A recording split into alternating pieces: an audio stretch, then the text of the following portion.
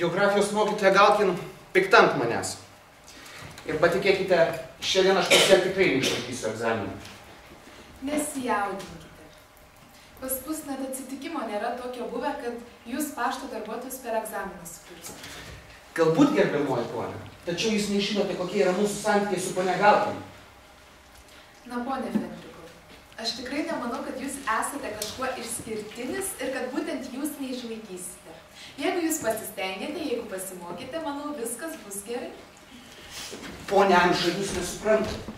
Geografijos mokytoja Galkin nešypso ant manęs pikta. Ji tiesiog manęs nekenčia. Ir viskas yra dėl mažo menkniekio.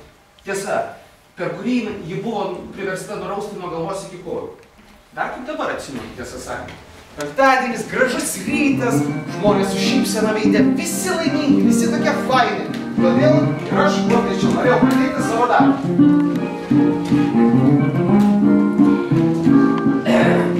Labą dieną! Labą dieną! Sakykit, aš čia siuntinio iš Maskvos laukiu, tai jūs pažiūrėkit, yra, nėra. Gerai, tai jūs. Ką sakėt? Tuoj pažiūrėsiu. Gerai. Į Badaganą. Kuo skubiau, kuo greičiau ir žinoma, kuo saugiau. Ir prašyčiau, kuo greičiau, aš labai neturiu laiko. Atleiskite maloningai, ponė, bet jūs turite sulaukti savo eilės. Stokite į eilės galą.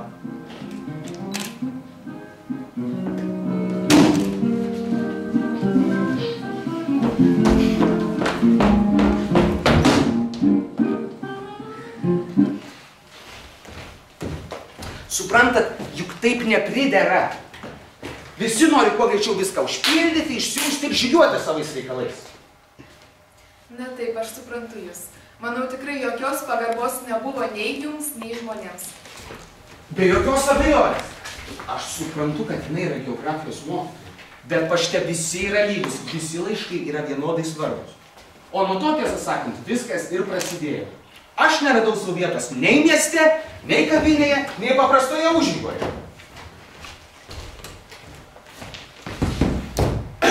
Ponios ir ponai, jūsų akims geografijos mokytoja Galkin.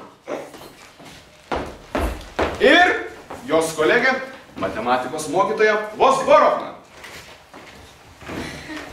Na tai kaip tam buvo? Ir aš, kuklus pašto rėmėjas Fendrikovas. Aš likau pasibaisėjusi.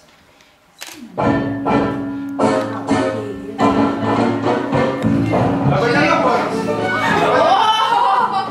Suvartotas pašto ženklas eina.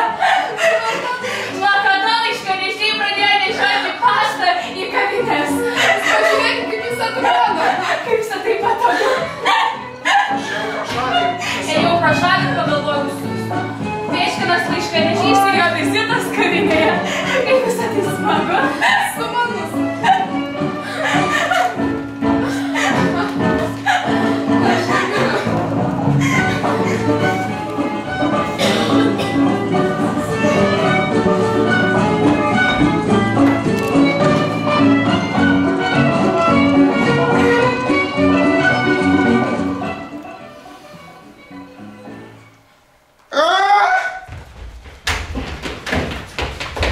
Palaukite, ponia Fendrikovai, kur jūs bėgate? Pasakykite, kad Fendrikovas neatvyko ir kad tiesiog susirgo.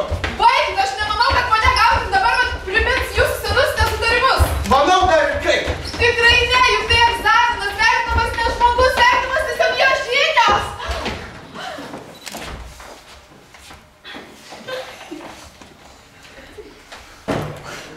O. Fendrikovas.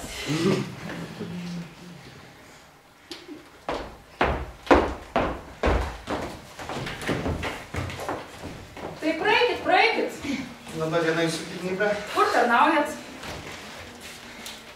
Priėmėjas vietiniame pašto skyriuje.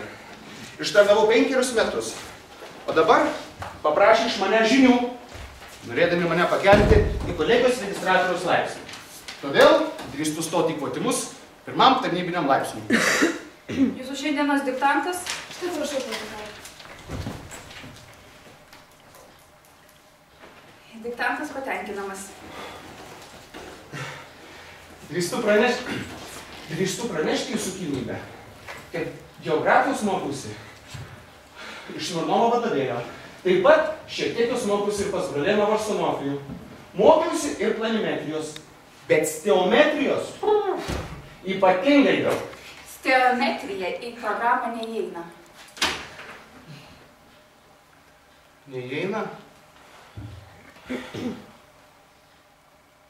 Aš visą mėnesį ant jūs prasidėjau. Kaip gaila! Palikime steometriją ramybėje. Pereikime prie mokslo, kuris jums kaip pašto valdininkui, mano nuomonė, turėtų būti labai artimas širdžiai. Geografija, taigi paštininkų mokslas, taip? Jo, tikrai taip jūsų sakykime. Puiku, tada egzaminą pradėsim. Kokia valdymo forma Turkijoje? Žinoma kokia. Turkiška. Labai jau platus atsakymas. Konstitucinė. Kokius intakus turi Gangas? Gangas yra upė. Aš ne to jūsų klausiu, kokius intakus turi Gangas. Nežinote. Kur teka Raksas? Taip pat nežinote. Kur yra Žitonomyras? Irgi nežinote. Viskas su jumis aišku.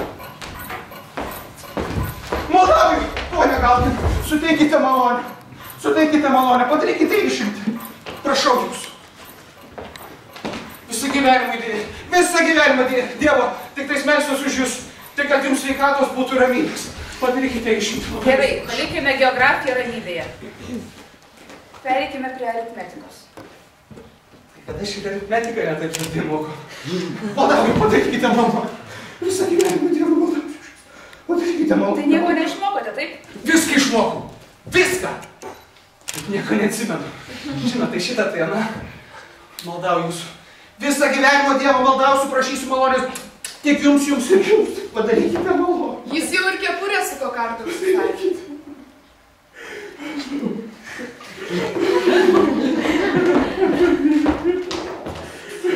Keliaukite. Išlaikėt.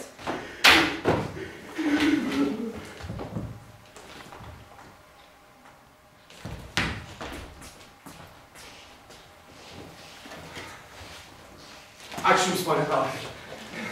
Ačiū jums labai. Tikrai visą gyvenimą Dievuliui tik už jūs melsiuos. Jūs esat kaip angelas iš dangaus mūsų vargšiai Rusijoje. Jūs esat tarsi sodas mano nuvytusiai širdies gelmėj. Jūs esat tas žmogus, dėl kurio vien buvo verta ateiti į šitą egzaminą. Ačiū, Fendrikovai,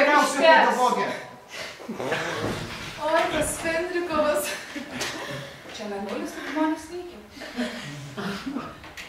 Aš nesuprantu to funkcijų, kodėl čia nebuvo.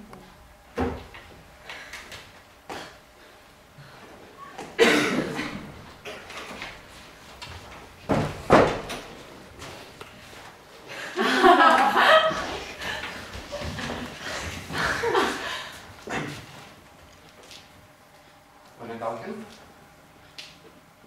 norėčiau jūs pakviesti šokį.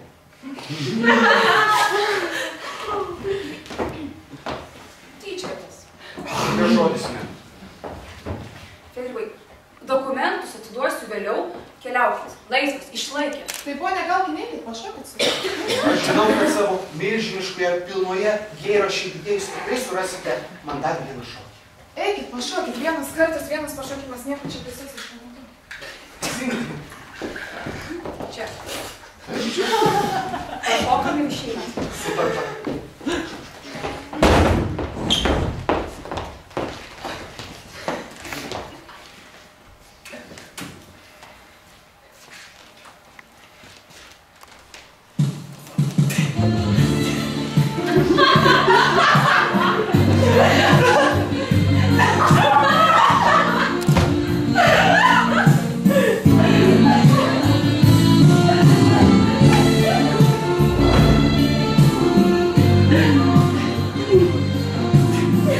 Kažkoks jūs sunerimęs, ponia Fendrikovai. Ne, smulkmena. Matot, visą mėnesį mokiausi tos teometrijos, pasirodo, jinai neįeina į programą. Tai ką čia? Svarbu, kad išlaikėte egzaminą. Tik tai jūsų dėka, ponia Galkin.